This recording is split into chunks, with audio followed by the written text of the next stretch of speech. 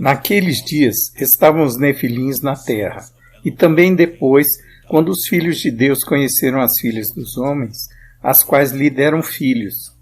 Esses nefilim eram os valentes, os homens de renome, que houve na antiguidade. Olá, meu nome é Gary Weiner, autor do livro Genesis 6 Conspiracy, sobre como sociedades secretas e descendentes de Nefilim planejam escravizar a humanidade. Um livro que me levou 30 anos para pesquisar e escrever, um livro que senti que devia escrever para discutir e entender como esse estranho versículo e capítulo no livro de Gênesis se conectam com o restante da Bíblia e também com o que está acontecendo na humanidade hoje. Essas poucas linhas de Gênesis 6:4 que antecedem a narrativa sobre o dilúvio me atraíram a atenção. Queria entender como essa passagem se conecta com o dilúvio, quando os filhos de Deus conheceram as filhas dos homens, geraram Nefilim, palavra que em algumas versões da Bíblia é traduzida como gigantes, e onde também é dito que esses seres existiram antes e depois do dilúvio. Como isso poderia ter acontecido se todos menos Noé e sua família teriam sido destruídos pelo dilúvio? Como esses gigantes reaparecem entre povos tais como os Avitas, Aviumitas, Zamzumitas, Rafaimitas, Anaquitas, etc., nações de gigantes que existiram depois do dilúvio? Qual a influência deles nos acontecimentos seguintes? Qual a relação deles com as profecias do fim dos tempos, que mencionam aparições de anjos rebeldes e demônios? Sobre essa última questão, há uma profecia interessante deixada por nosso Redentor Jesus Cristo, quando perguntado sobre os sinais do fim dos tempos. Ele responde que seria como nos dias de Noé e como nos dias de Ló. Então, temos a possibilidade de gigantes, anjos caídos e demônios envolvidos diretamente em sinais importantes do fim dos tempos. E outra conexão interessante, na versão desta profecia que está no Evangelho de Lucas, também como nos dias de Sodoma. Ao planejar o livro, eu queria escrever uma narrativa que fizesse sentido em minha mente. Queria tentar apresentar uma explicação racional que fosse coerente com a Bíblia como um todo. O que é a conspiração de Gênesis 6? Decidi que deveria expor uma conexão que me parecia óbvia, a saber, a de que gigantes também são relatados noutras culturas antigas em todos os continentes. Seria apenas uma coincidência ou estariam todas elas contando o mesmo tipo de história? Na medida em que fui pesquisando, fui encontrando documentos, livros e informações sobre uma sociedade que muitos já ouviram falar dela, a maçonaria, cujas lendas pré-históricas remontam ao tempo de Gênesis 6 e até antes. Essas lendas contêm uma narrativa paralela, embora sob outra perspectiva e outro sistema de crenças. E foi assim que, de repente, as sociedades secretas entraram no enredo do meu livro, que começa na pré-história e atravessa o dilúvio. Eu queria conectar essas duas narrativas e, assim, em dado momento, o livro deixou de ser apenas sobre os Nefilim e seu enredo passou a incluir a criação e ascensão desses seres e de seus parentescos, junto às religiões de mistérios e às sociedades secretas que se formaram em torno deles, se associaram a eles e que de uma forma ou de outra atravessaram o dilúvio e continuam nos dias de hoje. A passagem em questão começa com os filhos de Deus tomando para si filhas dos homens, gerando Nefilim ou gigantes, que se tornaram heróis antigos e homens de renome. A respeito desses termos, examinaremos algumas traduções originais. Quem eram os filhos de Deus? E os Nefilim? E os heróis antigos e homens de renome? Expressão que traduz a palavra hebraica giberim. Essa passagem tem sido interpretada de várias maneiras, tornando seu sentido controverso, tendo sido abordada sob vários aspectos.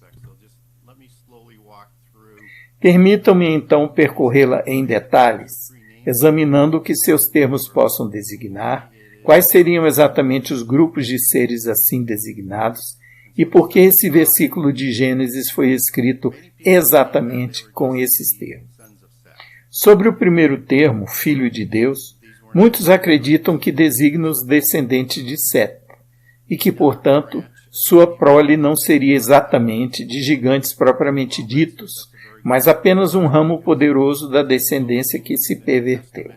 Essa é uma boa interpretação se considerarmos que, no Novo Testamento, os filhos de Deus são seres humanos, assim como também em referência ao termo grego que se traduz por filhos de Israel, designando meros israelitas comuns.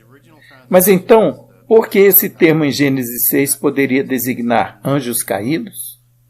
O original em hebraico é Bene Ha-Elohim, literalmente filhos de Deus. E se quisermos buscar uma interpretação no Antigo Testamento, apenas no livro de Jó encontramos exatamente o mesmo termo, onde é traduzido por anjos, entre os quais Satã, que se reúnem na presença de Deus, onde há versões da Bíblia com uma nota explicativa de rodapé indicando ser esta a designação correta no hebraico antigo.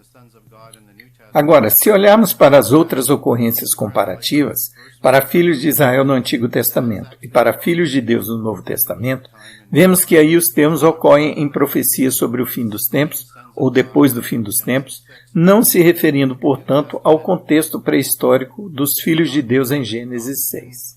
Enquanto no Novo Testamento aparece no contexto de uma doutrina sobre adoção, na Nova Aliança, para os humanos que a aceitarem a partir de Pentecostes, não tendo relação direta com o contexto de Gênesis 6. Considero esta uma base sólida para interpretar o termo Bene Ha-Elohim. Embora eu entenda o argumento que os considera descendentes de Sete, considero que se fossem humanos normais se casando com filhos de homens normais, eles não produziriam gigantes. Se produziram, algo completamente diferente teria que estar acontecendo, e isso teria que ser incluído na narrativa para a mesma fazer sentido. Vamos agora examinar o segundo termo, Nefilim. Em hebraico é o plural de Nefal, que significa os caídos. Alguns dizem que esses Nefilins eram anjos e que os gigantes seriam os Giberim, termo traduzido como heróis antigos ou homens de renome. Podemos comparar com as mitologias ao redor do mundo, que têm termos equivalentes, como, por exemplo, a mitologia grega, que fala dos titãs, ou a sumeriana, que fala dos Anunnaki. Os titãs formavam dois grupos, o dos gigantes e o dos deuses, e os Anunnaki da mesma forma. Temos aí dois grupos, onde o segundo, o dos deuses terrenos, surge do cruzamento de deuses celestes com mulheres humanas, em mitologias e filosofias politeístas. Devemos entender que os Nefilim eram como semideuses, tanto no sentido da narrativa de Gênesis, quanto no das outras narrativas mitológicas ao redor do mundo. Em parte humanos e em parte anjos caídos, no sistema monoteísta de crenças, e em parte humanos e em parte deuses, nos demais sistemas de crenças. Temos então algo que é único e consistente em todos os sistemas de crença no mundo, onde a cópula de humanos com humanas não pode produzir semideuses. Assim, quando alguém quer confundir Nefilim com filhos de Deus, apesar de haverem termos específicos distintos para ambos conceitos, o que é um dos argumentos nesta controvérsia, sabemos das traduções do hebraico que filhos de Deus só são chamados de Bene Ha-Elohim e nunca de Nefilim nas crenças monoteístas. Outro argumento diz que esses Nefilim não eram gigantes, eram apenas antigos heróis e homens de renome, ou seja, o mesmo que Giberim. Mas os Giberim não eram necessariamente Nefilim. Eram reis e potentados, e eram potentados maus. O termo Giberim aparece também em outras passagens do Velho Testamento, por exemplo, em Ezequiel, ali se referindo a reis poderosos. E também em Gênesis 10 e em Crônicas, se referindo especificamente a Nimrod. Alguns acreditam que Nimrod era um gigante, mas eu entendo que ele era apenas um Giberim, ou seja, um herói da antiguidade. Era um dos antigos reis poderosos que não eram gigantes. As pessoas devem entender que a Bíblia é bem específica na aplicação de palavras, sempre precisa e nunca contradizendo-se. Assim, entendemos que os Nefilim eram tanto gigantes quanto reis ou potentados maus. Alguém poderia ser um Giberim e ser humano, ser um potentado mau, sem que isso fizesse o Nefilim, enquanto os Nefilim eram as duas coisas. No mundo pré-diluviano, e imediatamente depois, os Nefilim haviam usurpado todos os reinados. Eles controlavam todas as dinastias e dominavam a raça humana. Temos então aqui 3 tipos de seres distintos: os filhos de Deus, os Nefilim e os Giberim. No contexto da mitologia grega, as pessoas têm uma ideia quando se fala de Hércules ou de Teseu ou de qualquer dos titãs famosos. Mas podem se surpreender se souberem que nos textos antigos que narram esses mitos, esses titãs também eram conhecidos como homens de renome e antigos heróis. E, coincidentemente, esses eram gigantes e semideuses, filhos de algum deus com mulher humana. Quando temos uma coincidência como esta, que perpassa outras religiões e mitologias, com testemunhos em todo o mundo, penso que devemos levar em conta narrativas paralelas com enredos semelhantes que, talvez sob diferentes perspectivas, podem estar contando a mesma história.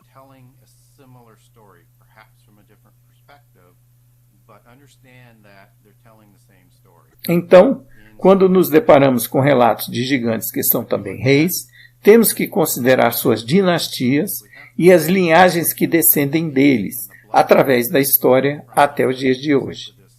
Vamos também examinar a controvertida afirmação de que os Nefilim existiam tanto antes quanto depois do dilúvio. Temos que considerar a possibilidade de anjos caídos terem copulado com mulheres humanas numa segunda ocasião para gerar Nefilim depois do dilúvio, ou se os Nefilim de antes sobreviveram ao dilúvio. Abordamos tudo isso no livro e oferecemos explicações tantas quanto possível para ambas alternativas. Acho que o leitor se surpreenderá com a quantidade de evidências suportando ambas. Os demais personagens nesse versículo são as filhas dos homens. Muitos presumem que essas seriam descendentes de Caim, e no livro eu mostro que elas provavelmente foram mesmo descendentes de Caim e que estavam predispostas a essa conduta. Especificamente, as mulheres da 6ª geração, a geração de Lameque, que teria gerado gigantes. Importante aqui para entender Gênesis 6 é saber o que aconteceu imediatamente antes e o que aconteceu imediatamente depois do dilúvio. Pelo visto, Gênesis 6:4 é uma introdução à narrativa do dilúvio. Implicitamente, não há separação entre a introdução e discussão a respeito desses gigantes e a narrativa do dilúvio que vem logo em seguida. Por suposto, as duas histórias estão conectadas, como explico em meu livro. Também temos que entender que se passaram 6 gerações desde Adão, antes que os gigantes fossem gerados. Temos que aprender porque a Bíblia registra descendência de Caim e descendência de Sete. A de Sete nos dá a linhagem até Noé, e a de Caim nos dá uma linhagem também pré-histórica, onde personagens são registrados como reis. Nesse ponto de Gênesis, realeza ainda é um conceito não natural para a nossa religião ou para a antiga religião judaica, onde a figura de rei só aparece com Saul milhares de anos depois da 6ª geração de Caim. Trata-se de um conceito politeísta que é introduzido em Gênesis com os Nefilim e com Caim. Quando começamos a investigar o contexto mais amplo da narrativa bíblica sobre Caim, sobre o que estava acontecendo nesse período da pré-história, começamos a aprender a respeito da ascensão das religiões místicas que os Nefilins impuseram sobre a população da Terra. Temos então que aprender como esse misticismo surge. Ele surge com as chamadas 7 ciências sagradas e com o conhecimento ilícito que foram transmitidos por anjos rebeldes aos descendentes de Caim. Essa é uma das maiores razões para esses anjos terem caído, se predispondo a violar as leis da criação, com a semente de seus espíritos fecundando a carne humana para criar deuses na terra. Uma das doutrinas que desenvolvo na primeira parte do meu livro é a de que isso é flagrante violação das leis da criação. Essas ciências e conhecimento avançado transmitidos pelos anjos caídos se desenvolveram nas principais artes e ciências que temos hoje. Já a questão de até que ponto esse conhecimento pode ser assimilado, pervertido e transformado em conhecimento secreto foi o que deu origem às religiões místicas, que tiveram início numa religião que cultuava o Sol, desenvolvida por Enoque, filho de Caim.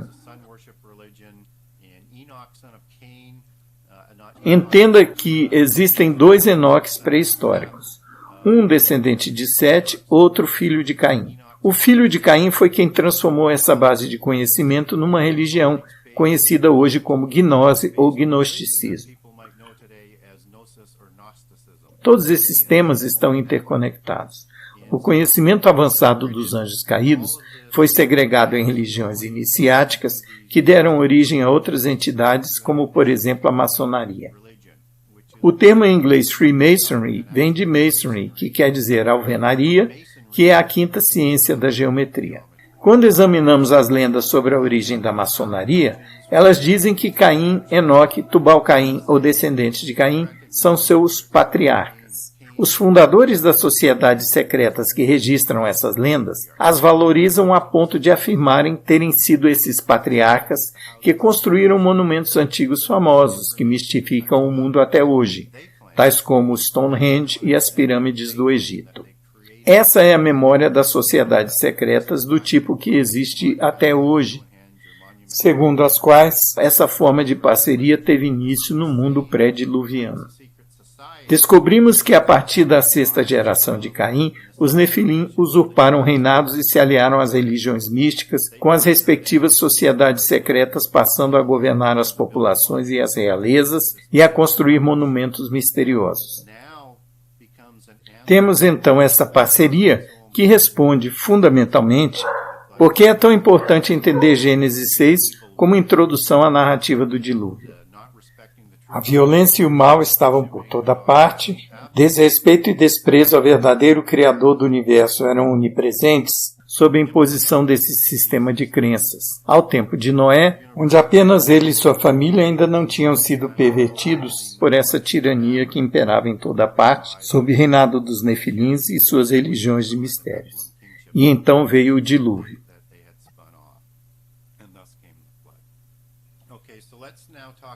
Vamos agora falar um pouco das religiões que adoram o Sol, como a dos sabeus, e relacioná-las com a história do dilúvio e com as religiões dos Nefilim e dos povos pré-diluvianos. Alguns podem reconhecer algo familiar, como se essas religiões tivessem atravessado o dilúvio, pois no fundo elas são as mesmas. Quando falamos de religiões místicas, elas têm em comum a adoração ao Sol. Penso que todas as mitologias que são hoje conhecidas e todas as religiões correspondentes se baseiam em culto ao Sol e em um panteão de deuses, e que isso se conecta com rebelião no céu, talvez com anjos caídos se reunindo para criar um panteão de deuses menores, com os Nefilim como deuses terrenos e sua parentela em um nível abaixo desse panteão, nas religiões politeístas que deixaram memória ou registro na Terra. Pois temos basicamente o mesmo panteão em qualquer lugar do mundo, como na Grécia, na América Central ou na Índia, e basicamente a mesma religião. Ou seja, os anjos rebeldes teriam dado origem ao panteão com as suas criações após a queda. Esses seriam os mesmos anjos que acasalam com as filhas dos homens para gerar os Nefilim na narrativa bíblica. 200 deles teriam descido ao Monte Hermon e dado início à primeira geração de gigantes imortais. Os chamados demônios bem como os antigos heróis idolatrados na mitologia grega, são espíritos desencarnados desses primeiros gigantes. Esses gigantes de primeira geração tinham